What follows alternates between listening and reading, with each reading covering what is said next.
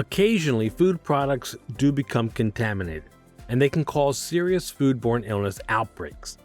So to help defend against this, the Food Safety and Inspection Service, or FSIS, has developed a Food Defense and Emergency Response Plan. FSIS Directive 5500.2 outlines how the agency responds to food-based incidents and emergencies, including recalls of food items found to be tainted or causing illness.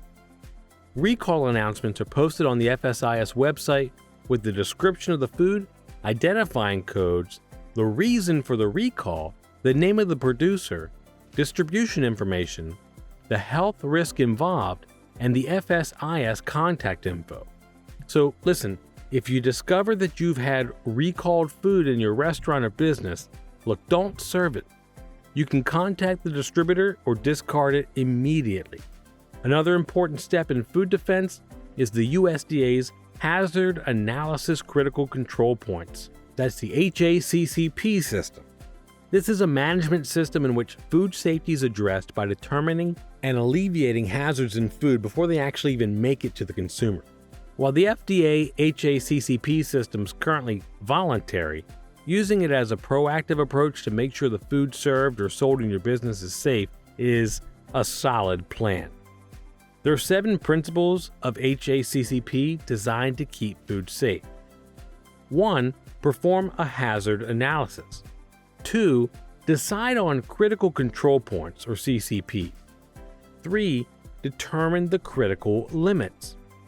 4 is establish procedures to monitor CCPs.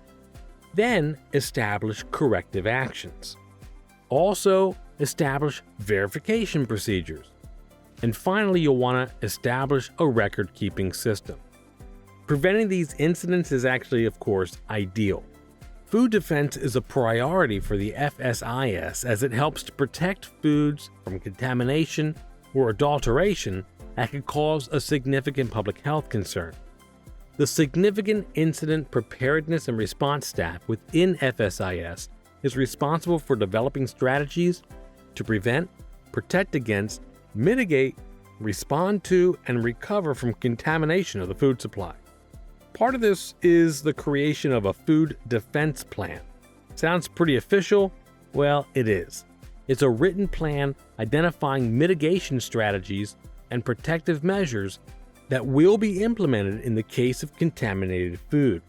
This plan needs to be reviewed annually and, of course, revised as needed. Sometimes emergencies do occur, and steps need to be taken to help mitigate the possibility of contaminated food. So, let's say in the case of a power outage, you keep fridge and freezer doors closed to keep the cold air inside. Most refrigerators should be able to keep food safe for up to 4 hours. If the outage lasts longer than that, transfer food to a cooler with ice and use a thermometer to ensure the temperature stays at 40 degrees Fahrenheit or below. Replace that ice as needed to maintain the correct temperature. Discard any items that were in the danger zone for more than 2 hours. If in doubt, throw it out. If a flood occurs, throw out any food not in a watertight container that comes in contact with flood water. Items with screw caps, snap lids, pull tops, and crimped caps, or in cardboard boxes, aren't watertight and they have to be discarded. Foods in metal cans that aren't damaged, they can be sterilized and kept. Finally, food that's been near a fire or smoke fumes has got to be thrown away. Heat from fire can activate bacteria, and this causes food to become unsafe, even if the packaging looks like it's undamaged.